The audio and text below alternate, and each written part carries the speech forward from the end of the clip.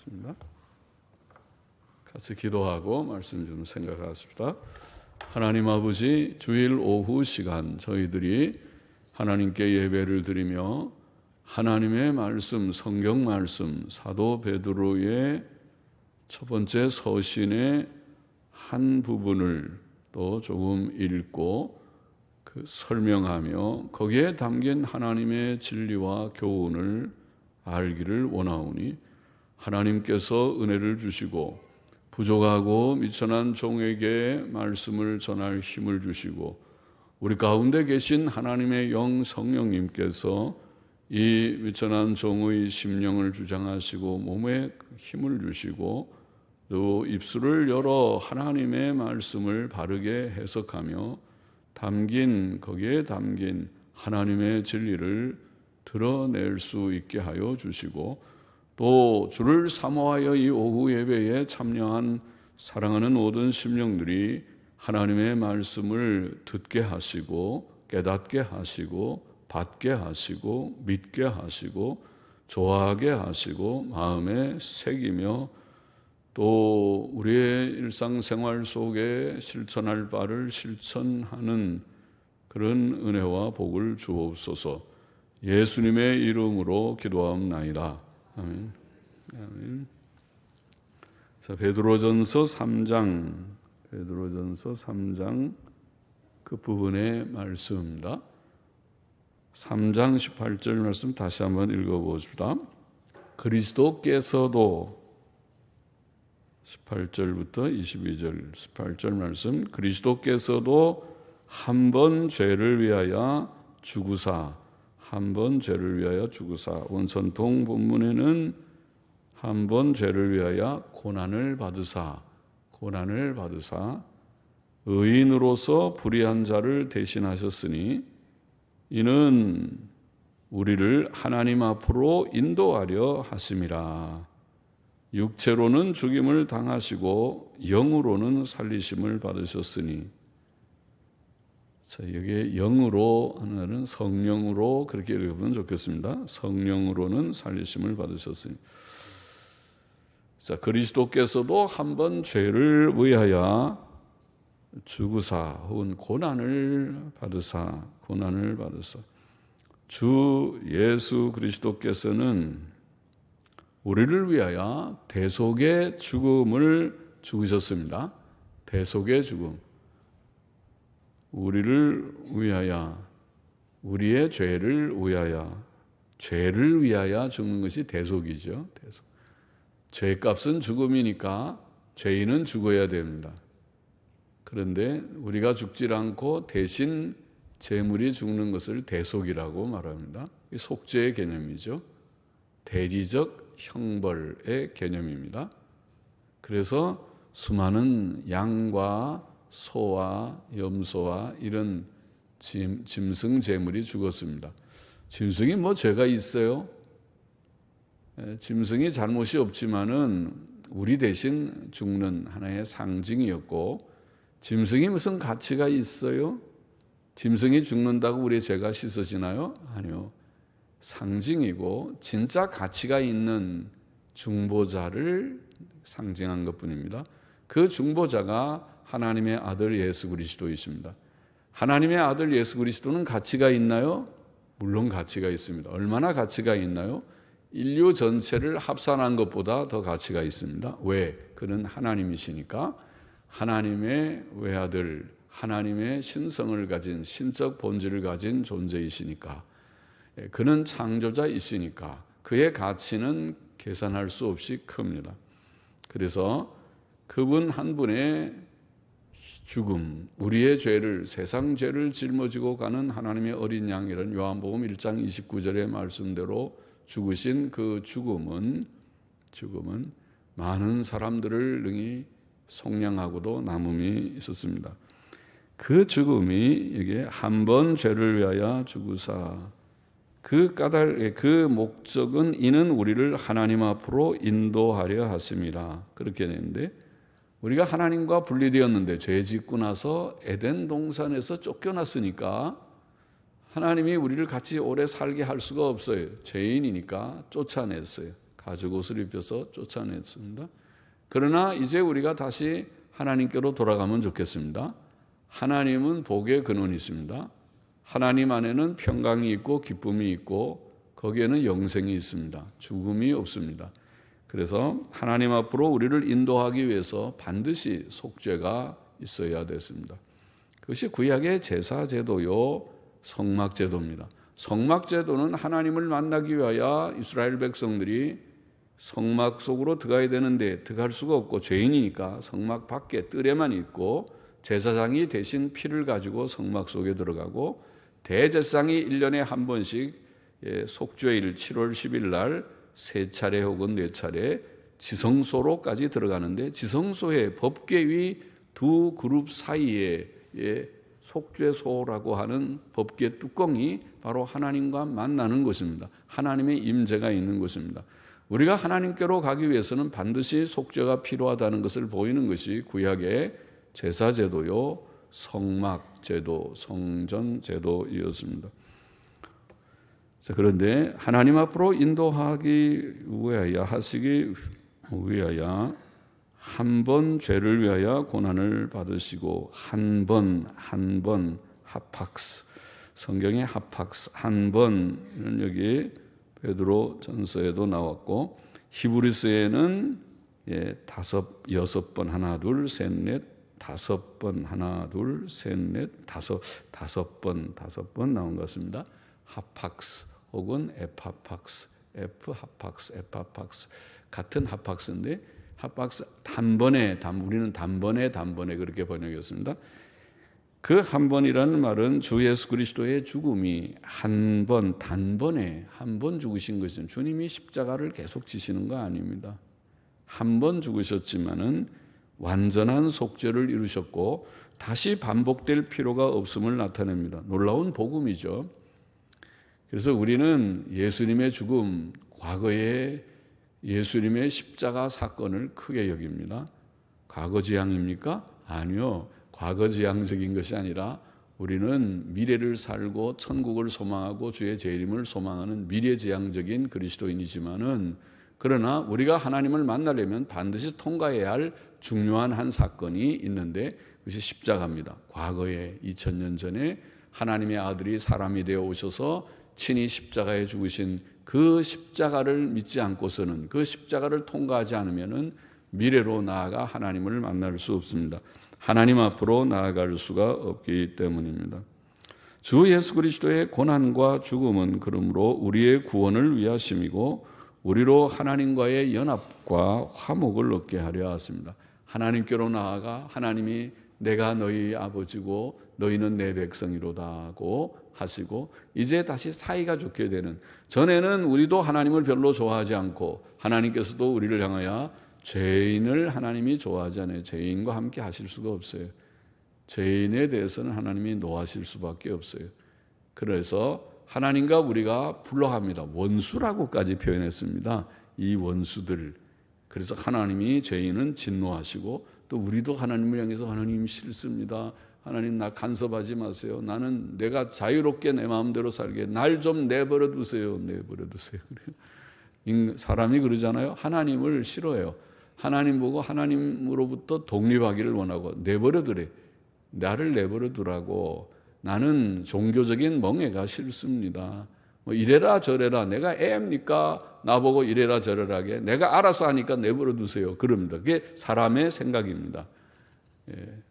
그러나 하나님의 은혜를 받은 후에는 하나님 자발적으로 하나님을 찾고 하나님께서도 우리를 향해서 긍휼의 얼굴로 잘 왔다. 탕자를 맞아들이듯이 잘 왔다. 내가 얼마나 기다렸는지 아냐. 잘 왔다. 품으시는 사이가 좋게 됐어요. 하나님과 우리 사이가 좋은 관계가 됐습니다. 죽임을 당하셨던 예수 그리스도께서는 다시 살림을 받으셨습니다. 육체로는 죽임을 당하시고 영으로는 살리심을 받으셨으니 주님의 죽음과 부활을 말하는데 영으로라는 말이 무슨 뜻인가?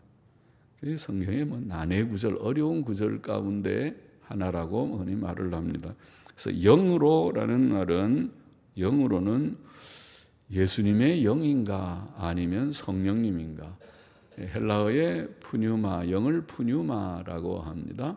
그래서 푸뉴마, 헬라어에서 나와서 우리가 영어권에서도 영을 류마, 푸자를 발음 안 하고 류마, 유마톨로지, 유마라는 푸뉴마, 영이라는 말을 개인의 우리의 영도 영, 푸뉴마, 또 성령님도 그냥 푸뉴마 그렇게 나오는 경우가 많습니다.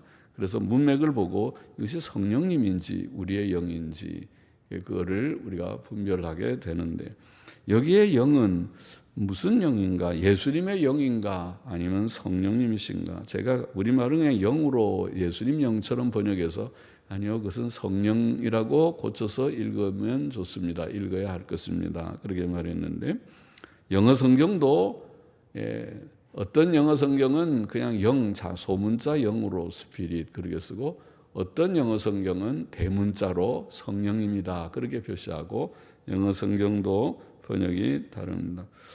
그러나 여기에 이 영은 예수님의 영, 육신의 영으로 보는 것은 정당하지 않은 것 같습니다. 왜냐하면 여기 뭐라고 그랬어요? 육체로는 죽임을 당하시고 영으로는 살리심을 받으셨다.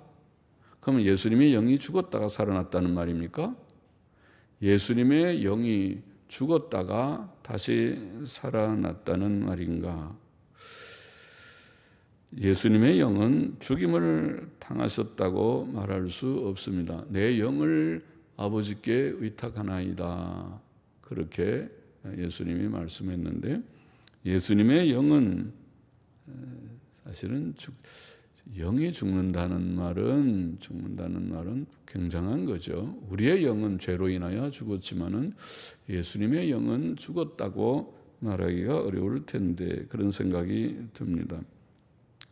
그러면은 이 영은 뭐고 육체는 뭔가? 육체로는 죽임을 당하시고, 육체는 예수님의 인성, 예수님의 몸, 또 예수님의 영혼의 생명을 포함한 예수님의 인성을 가리킨다고 생각되고, 영은 우리가 영어 성경, 옛날 영어 성경이나 또 근래의 NIV 성경의 번역처럼 성령을 가리킨다고 보는 것이 타당하다고 봅니다.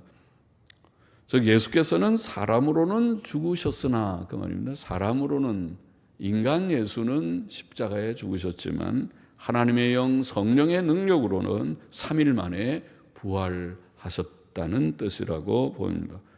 19절도 계속해서 저가 또한 영으로 옥에 있는 영들에게 전파하시니라. 여전히 어려운 난해 구절인데, 저가 또한 영으로, 이 영도 옛날 영어 성경이나 NIV 성경처럼 대문자 영, 성령으로 옥에 있는 영들에게 전파하시니라. 혹은 옥에 있는 영들에게 가셔서 전파하셨었느니라.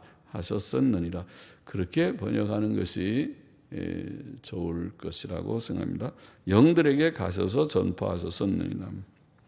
자, 그 옥에 있는 영들은 지옥에 있는 영들이라는 것이 문맥적으로 분명합니다. 다음 절에 20절에 보면 이 영들은 노아 시대의 홍수로 인하여 멸망당한 자들, 멸망을 당해서, 왜 멸망당했습니까?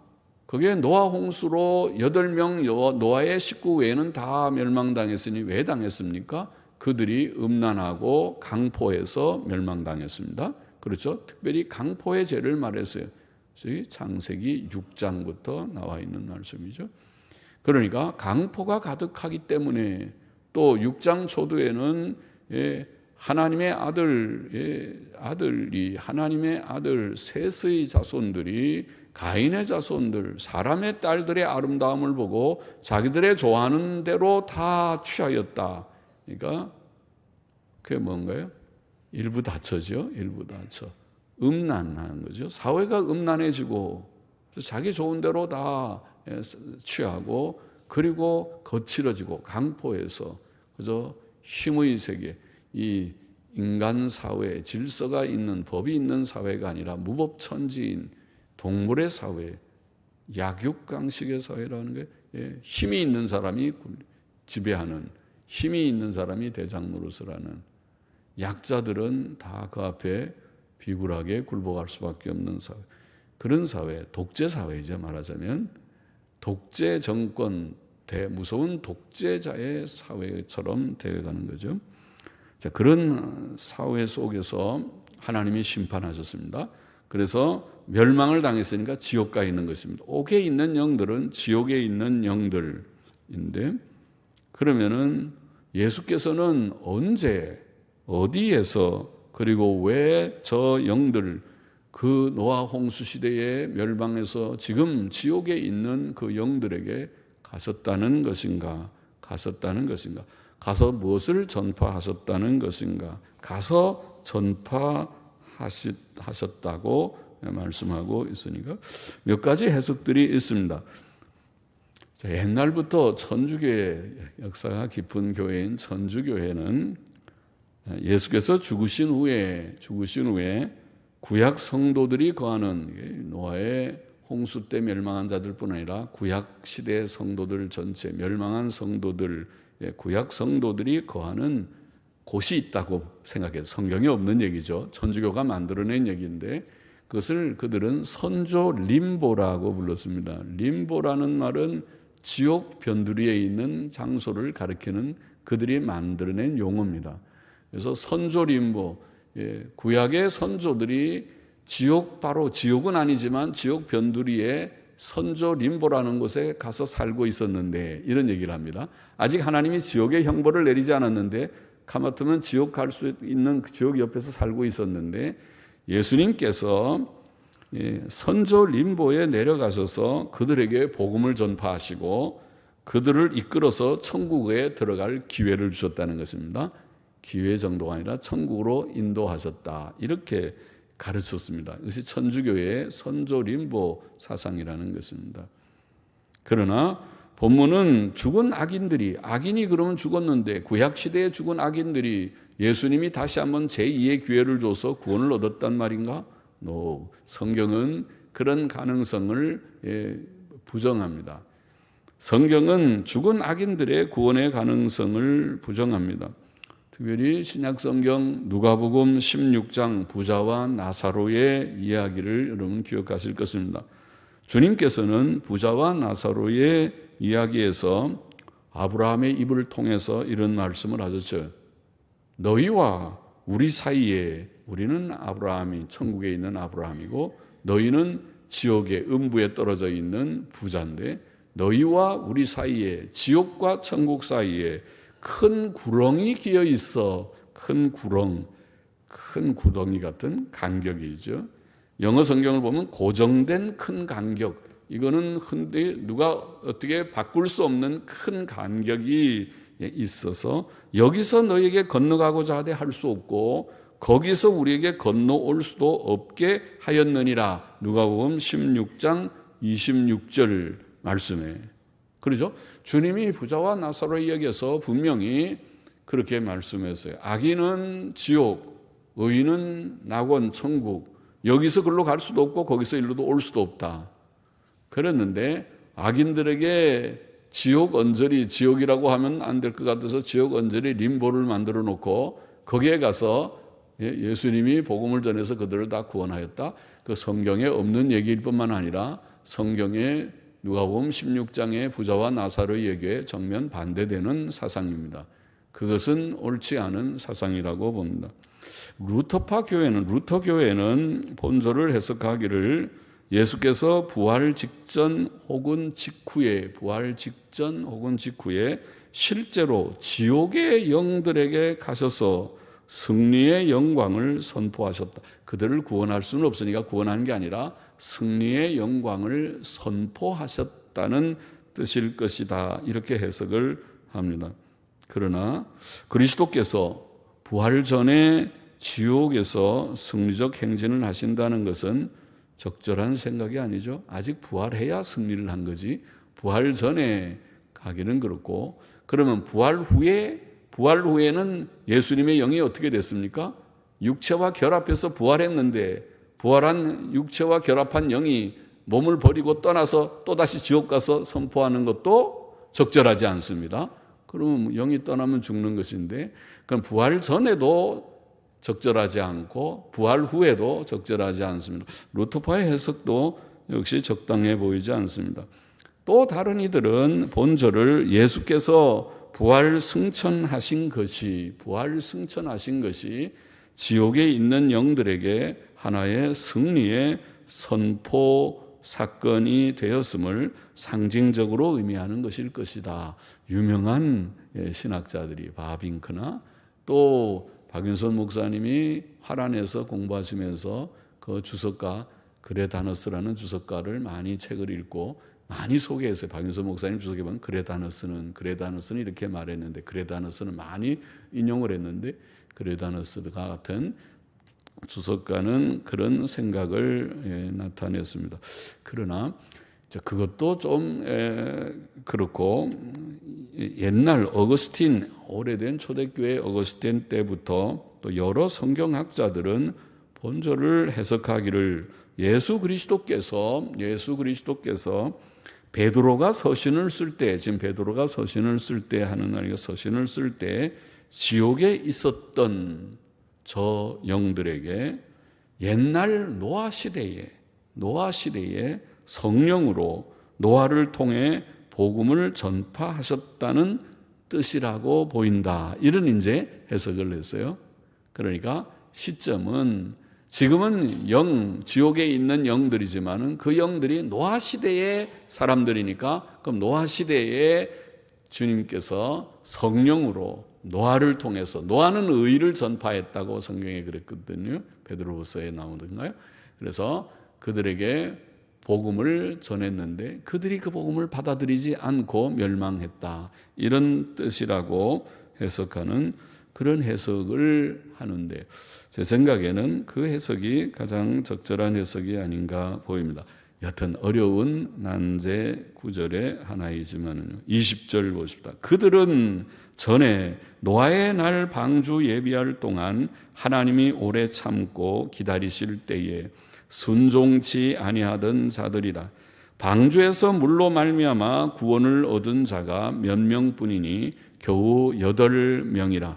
노아 시대의 사람들이 음란하고 강포하였음에도 불구하고 하나님께서는 죄인들을 오래 참으셨고 심판을 120년간 보류하셨다고 보고, 창세기 6장 3절, 그들의 남은 해는 120년이 되리라.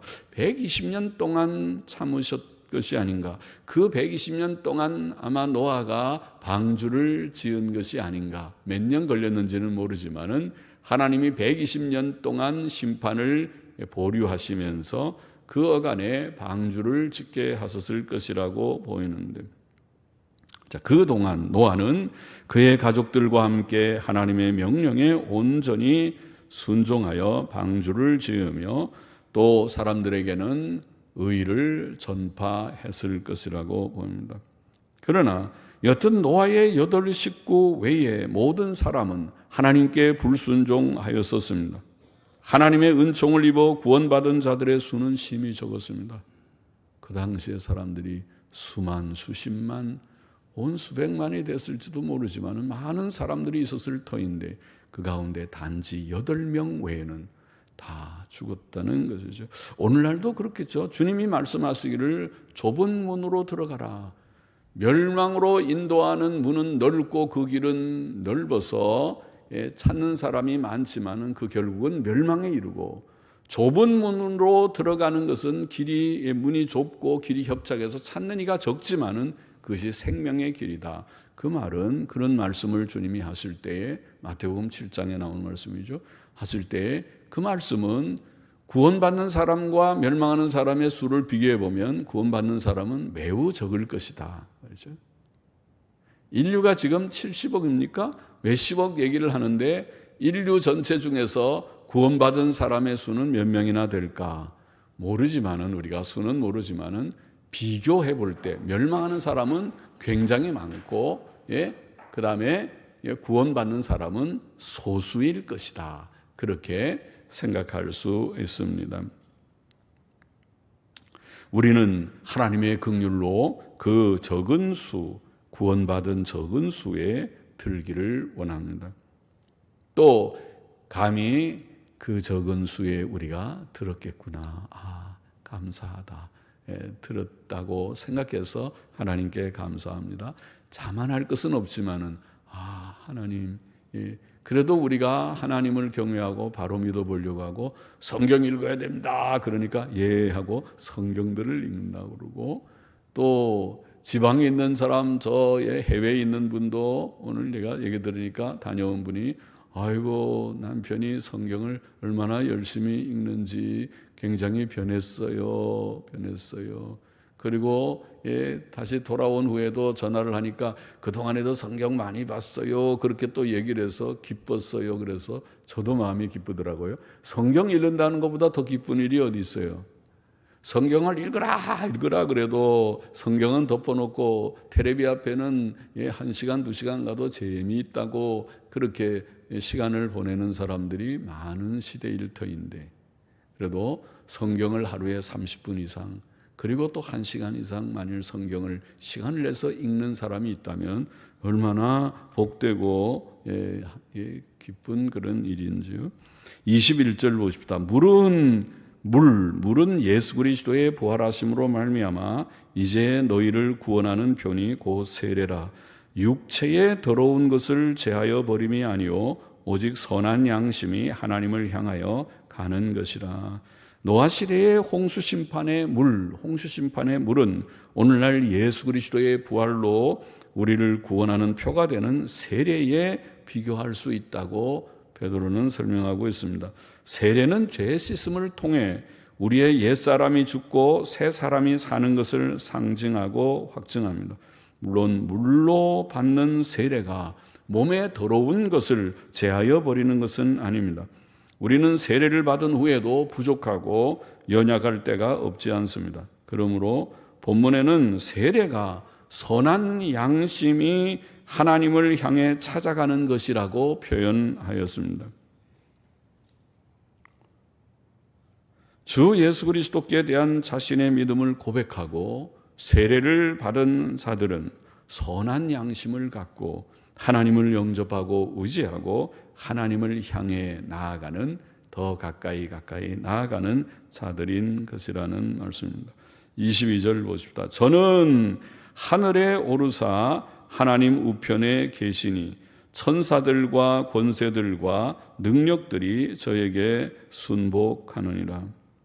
자, 본문은 예수님의 승천과 하나님 우편에 계심을 증거합니다. 고난의 주께서는 부활하셔서 영광의 천국에 올리우셨고, 그게 승천이죠. 하나님 오른편에서 영광을 누리고 계십니다. 그것이 성경이 증거하고 있는 바입니다. 성경은 여러 곳에서 예수 그리스도의 승천과 하나님 보좌 오른편에 앉으심을 증거합니다.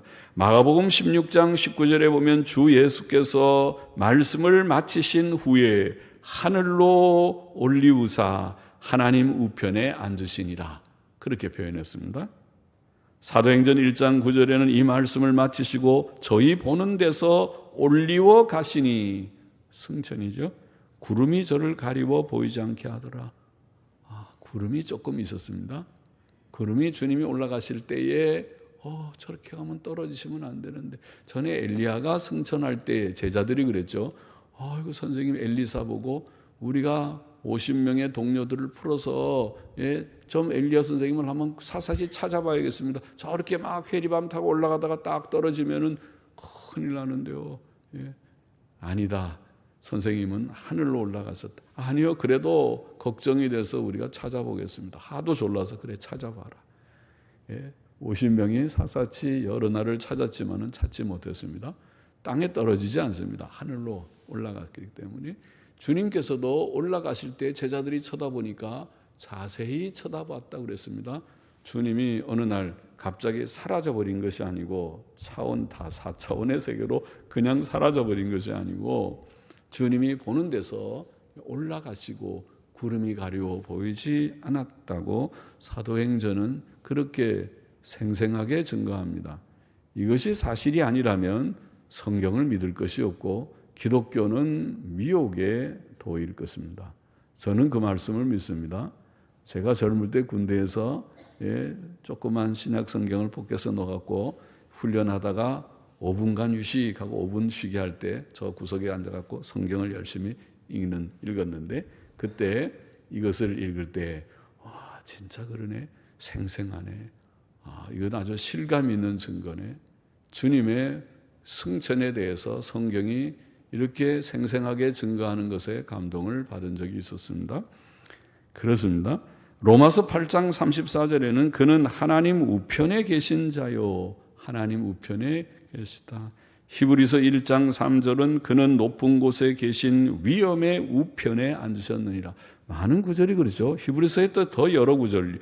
히브리서 8장 1절은 그가 하늘에서 위엄의 보좌 우편에 앉으셨으니 10장 12절은 그리스도는 죄를 위하여 한 영원한 제사를 드리시고 하나님 우편에 앉으사 12장 2절도 그는 하나님 보좌 우편에 앉으셨느니라. 주님이 승천하시고 부활하신 주님은 그냥 없어진 것이 아니라 승천하시고 그리고 하나님 우편에 앉으셨다. 하나님은 어디 계신데요? 잘 모르죠. 그러나 하늘 높은 곳에 계시다고 생각합니다. 지상에서 천국까지 몇 분 걸리는데요. 빛의 속도로 주님께서 가신다면 그렇게 오래 걸리지 않으실 것이라고 생각합니다. 그렇죠? 광속이 얼마나 빠른데요. 주님이 높은 하늘의 영광의 세계에 올라가셨다고 성경은 증거합니다. 또 천사들은 그에게 순복하고 있다. 여기에 천사들을 표현하기를 천사들과 권세들과 능력들이, 권세와 능력은 다 천사의 별명이라고 보입니다.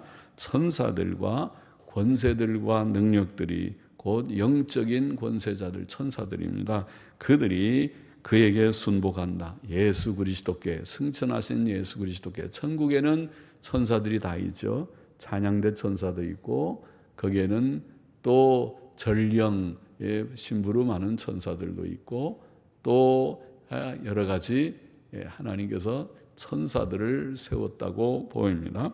그래서 천사들이 그에게 순복한다. 그것은 주 예수 그리스도께서 하나님 아버지와 동등하신 왕권, 영계와 물질계에 행사하시는 왕권을 가지고 계심을 나타낸다고 하겠습니다.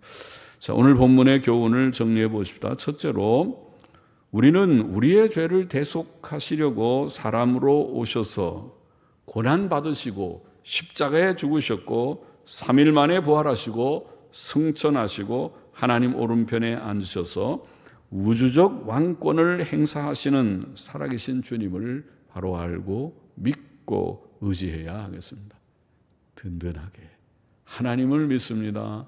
또 우리 구주 예수님을 믿습니다. 예수님은 왕들 중에 왕이십니다. 왕중 왕이십니다. 그것을 오늘 본문은 특별히 예수님의 승천, 예수님의 재위, 하나님 영광의 보좌 우편에 계심을 밝히 증거했습니다. 둘째로 우리는 옛날의 노아 시대나 소돔 고모라 시대보다 더 악한 시대에 살고 있습니다. 악하고 음란한 시대. 세상을 항상 그렇게 표현했죠. 세상은 악하고 음란한 세대다. 옛날이나 오늘날이나 똑같습니다. 십계명을 어기는 것은 똑같습니다. 십계명을 어기는 죄 가운데 지금 말한 강포와 음란, 악하고 음란한, 악해서 서로 남 미워하고 싸우고 죽이고 속이고 하는 그런 악함과 또 음란이라고 하는 성적인 타락은 어느 시대나 옛시대나 오늘 시대나 말세도 매우 악하고 음란한 세대가 될 것이 예견됩니다. 이 세대 속에서 우리는 노아 시대와 비슷한 시대에 살고 있지만은 그러나 우리는 이 시대의 풍조를 배격하고 멀리하고 노아 시대에 하나님께서 물로 심판하실 수밖에 없을 때에 8명의 노아 식구들은 선한 양심으로 하나님을 섬기고 찾고 삶으로써 구원을 받은 것과 같이 우리는 오늘날 이 악하고 음란한 세대를 말세를 살고 있는 우리들이 정신을 차리고 우리는 거룩해야 됩니다. 우리는 거룩해야 돼요. 모든 어른들이 본을 보이고 모든 사람들이 본을 보이고 또 젊은이들이 본을 따라서 살아야 됩니다. 악하고 음란한 세대니까 우리는 세상 사람처럼 속이지 말고 욕하지 말고 또 19살 이상이면 볼 수 있는 거라고 음란물 보지 말고 19살 이상이면 볼 수 있는 것이 아닙니다. 세상 사람들이 만들어내는 법이고 성경은 19살 아니라 70살, 80살이 돼도 보면 안 되는 것이 음란물이고 그게 접촉하면 안 되는 것이 겁니다. 젊은이들은 더욱 그렇습니다. 그렇게 하면 망합니다. 본인들이 그런데 빠지면 그는 망합니다. 결코 믿음 생활 바로 할 수 없습니다. 그래서 그건 마귀의 시험물이니까 멀리 하십시오. 텔레비도 조심하십시오. 전부 케이블 텔레비가 있는 사람들은 그런 성인 채널은 접근도 하지 마시고 그는 거기에 돈 내고 그런 거 보면 하지 마. 다 없애버리십시오. 뉴스 채널이나 또 드라마 그건 볼 수는 있지만은 그것도 조심해서 보고 그렇게 하는 거 좋습니다. 음란물들은 가까이 하지 말아야 됩니다. 시대가 매우 음란한 시대입니다. 인터넷 시대는 좋은 것도 정보의 시대이지만은 엄청난 정보의 시대이지만은 동시에 마귀의 수단이 되는 음란의 통로의 시대이기도 합니다. 조심해야 하겠습니다. 셋째로 우리는 예수님 즉 죄가 없으셨으나 우리 죄를 위해 대속의 고난을 당하신 예수님을 본받아야 되겠습니다. 예수님은 선을 행하면서 고난받으신 주님이시죠. 우리를 위해서 고난을 받으신 주님이십니다.